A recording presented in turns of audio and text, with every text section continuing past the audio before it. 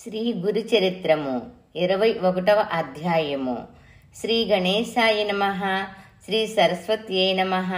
శ్రీపాద వల్లభ శ్రీ నరసింహ సరస్వతి శ్రీ గురు దత్తాత్రేయాయ నమః. శ్రీ గురుభ్యో నమః. శ్రీ మాత్రే నమః.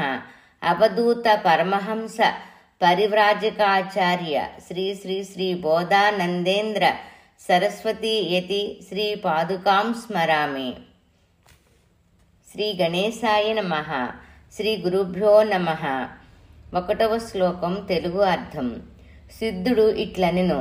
నామధారక ఆ బ్రహ్మచారి చనిపోయిన బాలుని తల్లిని బహు దుఃఖితమైన దానిని సమీపించి ఆమెకు తత్వజ్ఞానము ఉపదేశించెను. ఓ స్త్రీ, మూర్ఖతచే దుఃఖించుకుము. ఈ సంసారము క్షణభంగురము. ఈ భూమిపై ఎవడు చిరంజీవిగా ఉన్నాడు? ఎవడు పుట్టెను? మరణించిన వాడెవడు? ఎవడి ఉత్పత్తి చేసెను? ఎందులకు? ఈ కనిపించు మనుషులు జలమునందు నీటి బుడగల వంటి వారు. వారికి స్థిరత్వము లేదు. వారి వారి కర్మలను అనుసరించి పంచభూత సంయోగము చేత ఈ శరీరము దృశ్యమానమైనది అగుపించును. అది మరలా కర్మక్షయ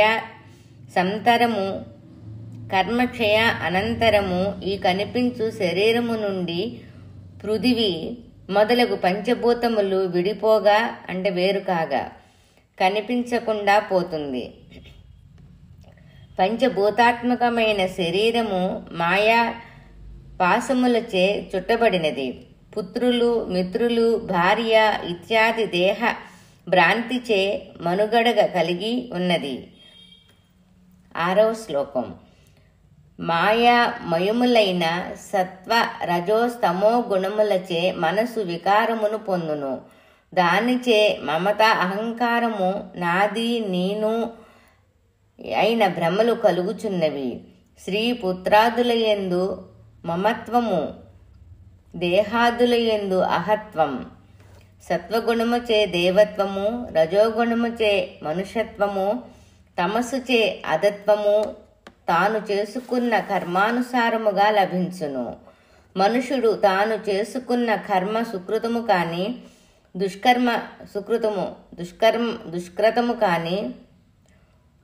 దుష్కృతము కాని ఏదైనను దానిని అనుసరించి ఏ ఫలప్రాప్తి ఉండును. సుకృతముచే పుణ్యఫలము, దుష్కృతముచే పాపఫలమును జీవుడు కర్మననుసరించి అనుభవింపవలసియుండును. తన గుణములను అనుసరించియే ఇంద్రియాదులు సుఖమును కాని దుఃఖమును కాని అనుభవించును. జీవులందరూ మాయా పాశములచే బంధింపబడిన వారు. సంసారమునందు ప్రవర్తించుచు స్వకర్మ గుణములచే తాము ఆర్జించుకొనిన సుఖదుఖములను ఎప్పుడూ అనుభవించుచుందురు. కల్పకోటి సంవత్సరములు ఆయువు కలిగిన ఋషులు, దేవతలు కర్మలను విడుచుటలేదు. ఇక మనుషుల మాట చెప్పనేలా, వారిని కూడా కర్మఫలము విడుచుట లేదు. నరులు దేహాధీనులు, దేహములు కాలమునకు అధీనములు. అనేక గుణకర్మలచే దేహదారి ప్రవర్తించును. ఎవడు దేహము కలవాడో వాడికి పడ్వీకారములు. జాయితే పుట్టుట, అస్థి ఉండుట, వర్ధతి పెరుగుట, విపరిణమతే మార్పు చెందుట, అపక్షీయతే క్షీణించుట, నశ్యతి నశించుట అనునవి 6 వికారములు క్రమముగా సిద్ధించును. అట్టి దేహమునకు, ఇంద్రియాదులకు, దేహ సంబంధములకు ఎట్లు స్థిరత ఉండును. అందుచే బుద్ధిమంతులు జన్మమునకు సంతసింపరు, అటులనే మృతికి దుఃఖింపరు. గర్భమున పడిన జంతువు జీవుడు పూర్వము అవ్యక్తుడు కనబడినవాడు అయ్యి ఉండియు తర్వాత క్రమమున జన్మతో అగుపించును. మరలా అంతమున కనపడక అవ్యక్తమైపోవును. ఏ రీతిగా నీటియందు గాలిచే వాయువుచే ఏర్పడిన బుడగ క్షణమాత్రముండి నశించునో అటులనే కర్మానుసారమైన దేహము స్థిరముగా నుండజాలదు.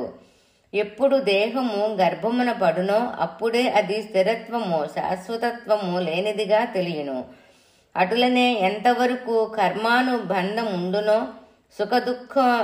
సుఖదుఖ ఫలమును అనుభవించుచుండును. కొందరు బాల్యమున మరణింతురు, కొందరు వయసున మరణింతురు. ఎవరు ఏమి ఆర్జించుకొనిరో అంతవరకు దానిని ఆ దేహము అనుభవించును. మూఢ దృష్టిచే ఎవడు తల్లి తండ్రి సుతులు అన్నదమ్ములు అను స్వార్థబుద్ధిచే భ్రమించుచుండునో వాడు మాయా పాశములచే బద్ధుడయి భ్రష్టుడగును.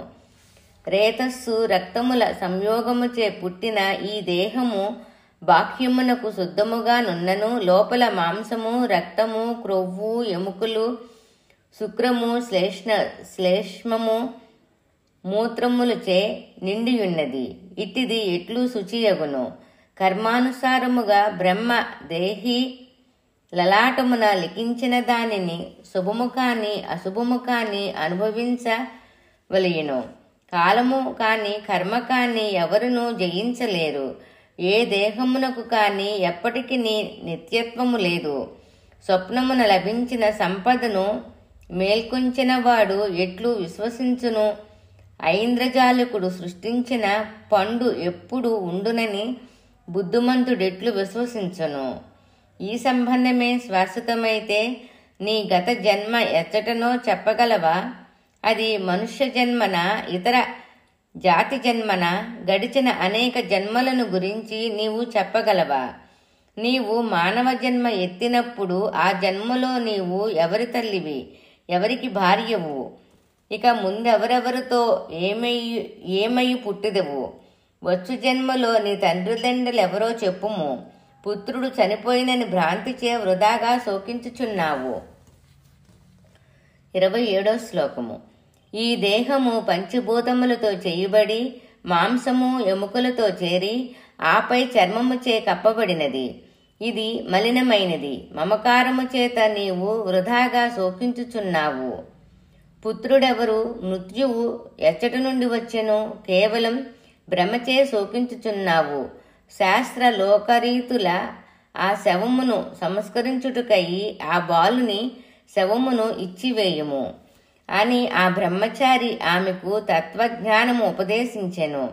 అంతయు విన్నను. ఆమె మరలా ఆ బ్రహ్మచారితో వినయముగా ఇట్లు అనెను. స్వామి, మీరు కరుణతో నాకు పరమ ఉత్తమమైన ధర్మములను ఉపదేశించిరి. తరింపచేయ సమర్థుడా, నా మనసెందులకు దానిని స్థిరపడుటలేదు. ప్రారబ్ధముననుసరించియే అన్నియూ జరుగుననిచో ఏ కారణము చేత ఈశ్వర భజనము చెయ్యవలెను?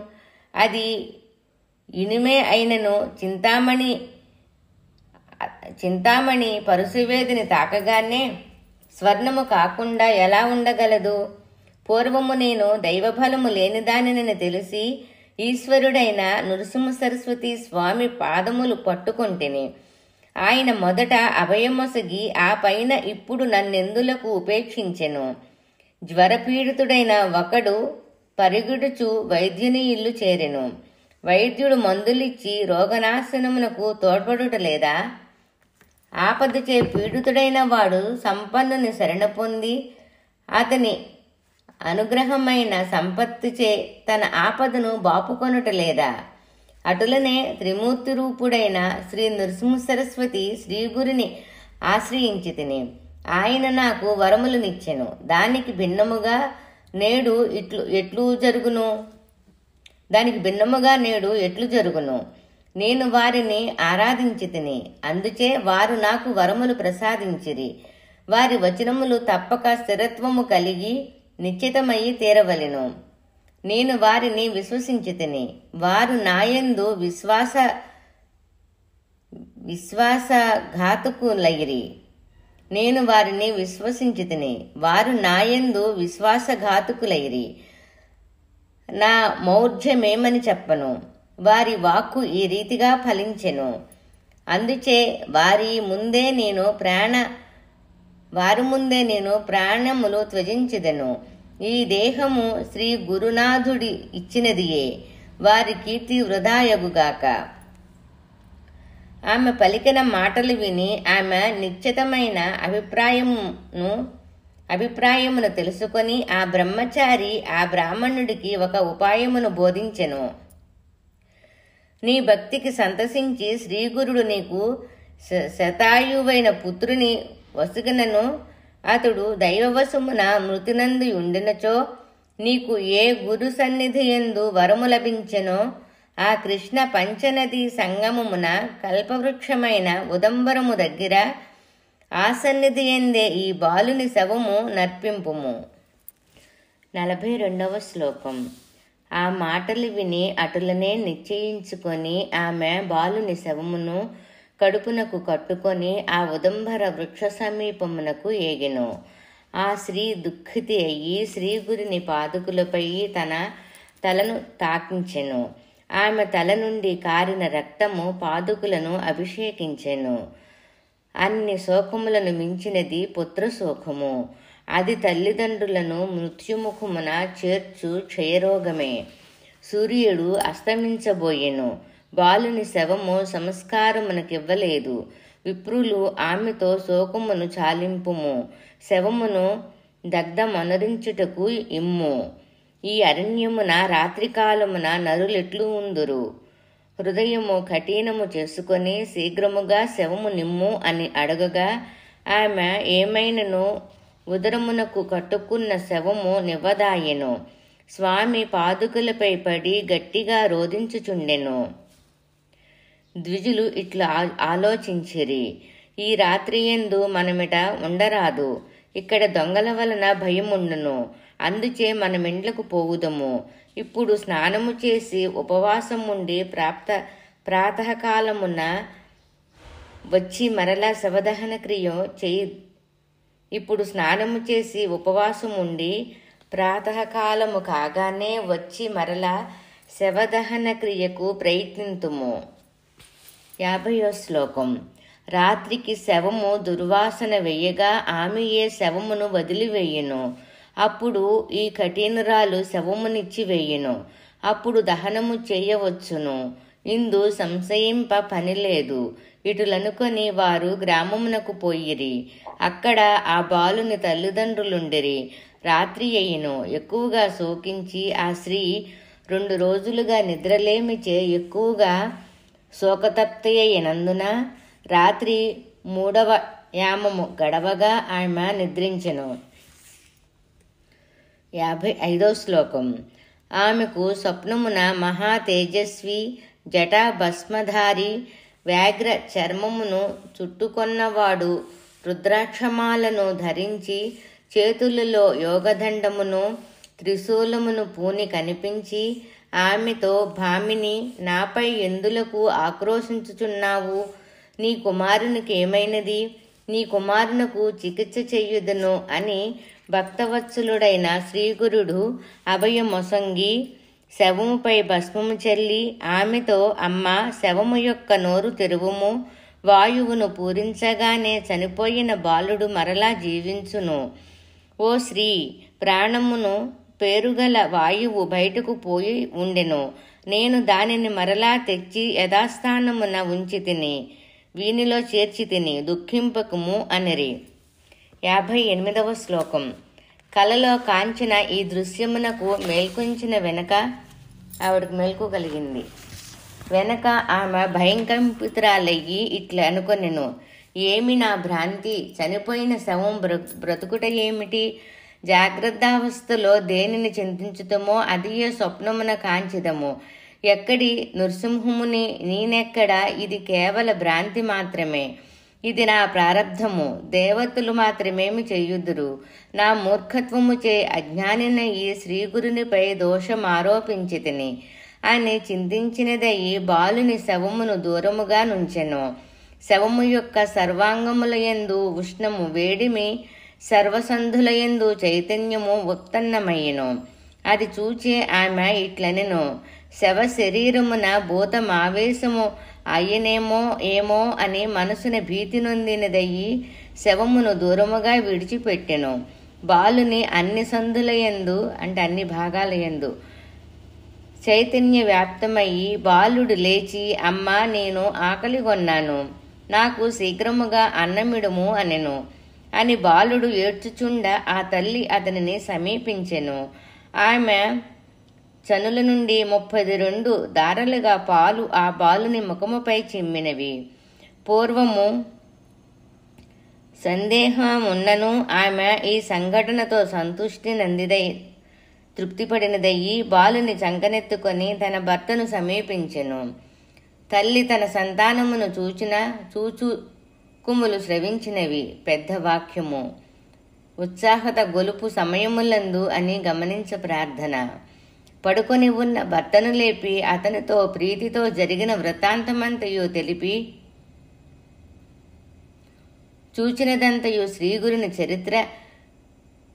చరిత్రమేయని అంటే మహిమయని సద్గురుని కీర్తించుచు ప్రశంసించుకొనిరి. అంతటా ఆ దంపతులు ఆ ఉదంబర వృక్షమునకు భక్తితో ప్రదక్షిణములు చేసి సాష్టాంగముగా నమస్కరించి ఈ రీతిగా స్తుతించిరి.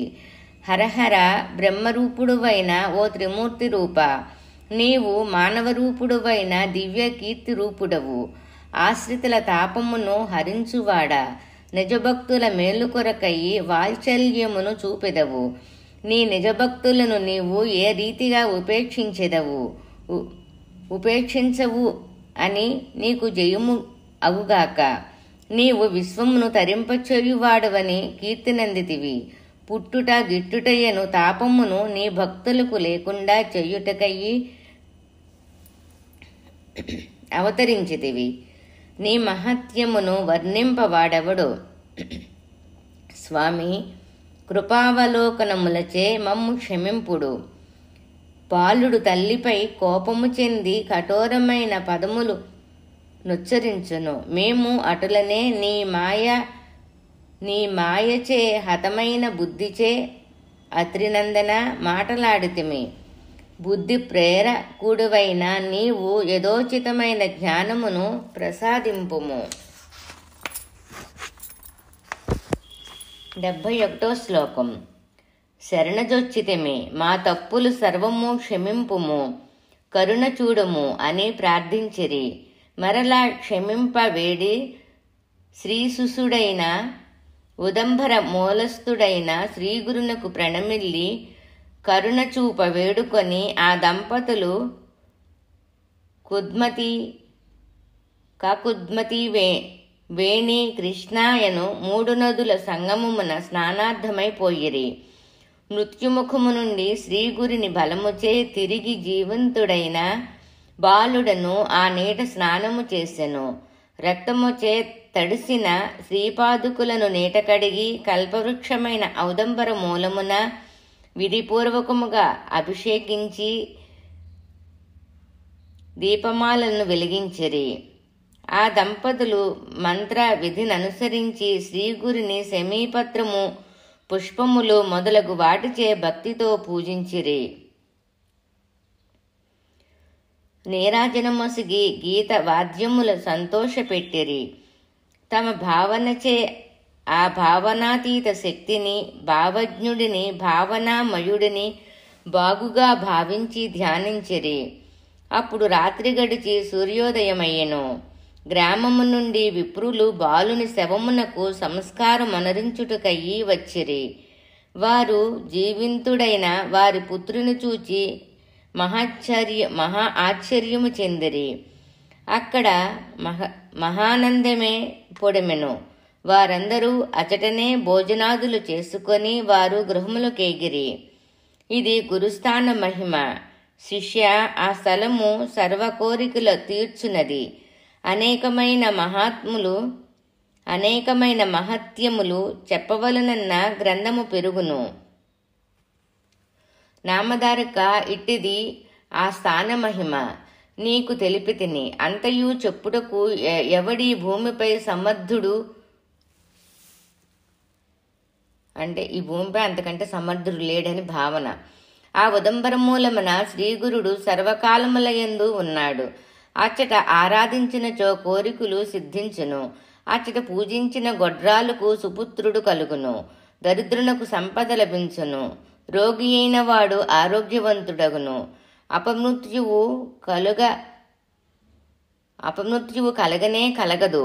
భావయుక్తులైన మనసున భక్తిపూర్వకంగా శ్రీ గురు పాదుకులను ఆరాధించిన త్వరితముగా వాసనలు పూర్తియగును, సంశయము లేదు. అంగహీనుడు, కుష్ఠివ్యాధగ్రస్తుడు శ్రీపాదుకుల నర్చించిన సత్వరం సువర్ణ దేహము కలవాడగును, సంశయము లేదు.